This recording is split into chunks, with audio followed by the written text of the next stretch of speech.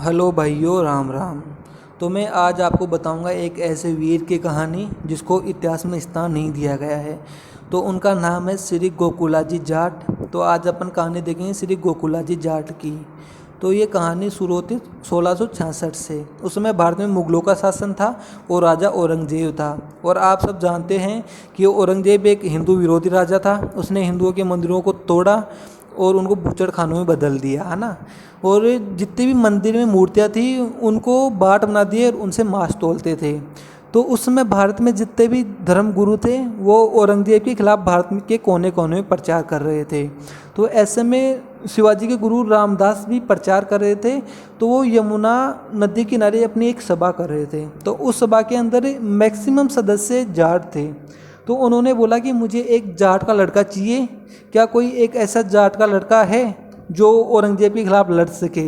तभी उनमें एक नव युवक खड़ा हुआ, एक नौजवान खड़ा हुआ और बोला, हाँ मैं लड़ूंगा। और वो नौजवान और कोई नहीं, गोकुला जाट था। तो गोकुला जी जाट के पिताजी का नाम मधु सिंह है और उनका गोत्र हग्गा है। तो गोकुला जी जाट को खड़े होते ही पूरे जाट जितने भी थे वो सब खड़े हो गए और बोले, हाँ हम भी लड़ेंगे। और जाटों का साथ दिया हीर और गुर्जरों ने। तो गुरुजी का आशीर्वाद लेके आगरा की तरफ चल दिए 5,000 सैनिकों के साथ। और वहाँ पे जाके वहाँ के सेनापतियों को मार दिया और वहाँ पे लूटा। और वहाँ के जितने भी जमींदार थे उन जमींदारों को बोल दिया कि आज से अब अपन औरंगजेब को कर नहीं देंगे। ये बात सुन के औरंगजेब को बहुत गुस्सा आया और औरंगजेब की एक तरीके से बेइज्जती हो गई कि उसके नाक के नीचे से उसके सैनिकों को इतना बुरा मारा गया है और उसको कर नहीं दे रहे। ये बात सुन के औरंगजेब आग बबूला हो गया और गोकुला जाट के ऊपर हमला करने को आतुर हो गया। लेकिन उसके मंत्रियों ने उसको समझाया कि भाई इसमें तेरा घाटा है, क्योंकि गोकुला जाट के पास सेना जरूर कम है लेकिन वो बहुत बहादुर हैं और इसके अंदर तेरे बहुत बड़ी हार होगी। वो हार जाएंगे लेकिन तेरा ज़्यादा नुकसान होगा। तो ये बात सुन के औरंगजेब रुक गया और गोकुला जी जाट के पास संधि का प्रस्ताव भेजा। लेकिन गोकुला जी जाट बोले कि हम ना तो किसी के ऊपर राज करते हैं और ना ही किसी के राज में रहते हैं। तो ये बात सुनकर औरंगजेब ने आगरा का फौजदार अब्दुल नबी खां को नियुक्त कर दिया।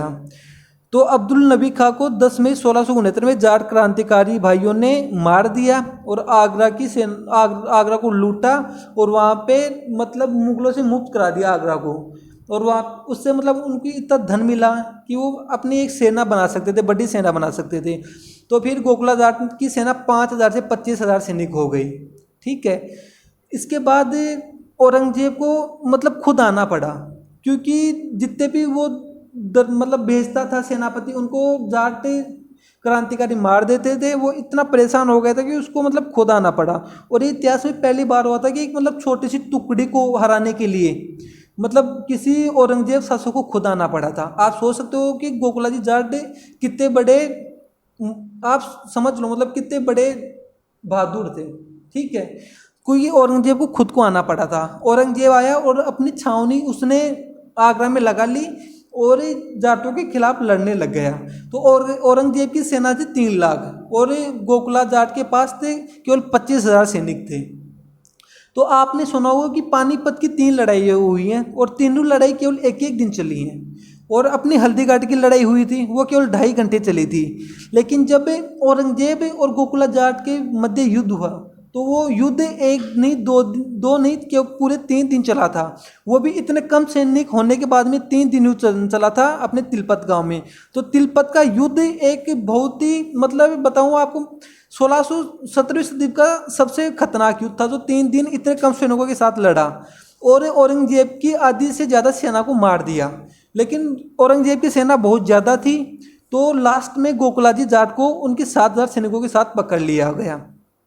तो औरंगजेब बोला कि कोई बात नहीं, अब जो हो गया हो गया, तू इस्लाम स्वीकार कर ले और मैं तेरे को पूरा उत्तर भारत का राजा बना दूंगा।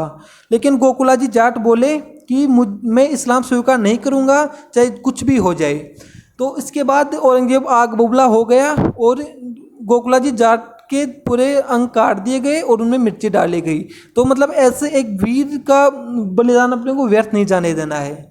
उसके बाद में अपने बच्चों को सिखाओ कि अपने पूर्वज ऐसे थे, उनको बताओ ये कहानियाँ, ताकि वो किताबी कीड़ा ना बन के केवल मुगल इतिहास ना पढ़ के अपने इतिहास के बारे में जान सकें। भाइयों, मेरी आपसे ये विनती है कि इस वीडियो को जितना हो सके फैला दो, ताकि ये गोकुलाजी जाट जैसे वीरों का इतिहास भी किताबों में लिखा जाए।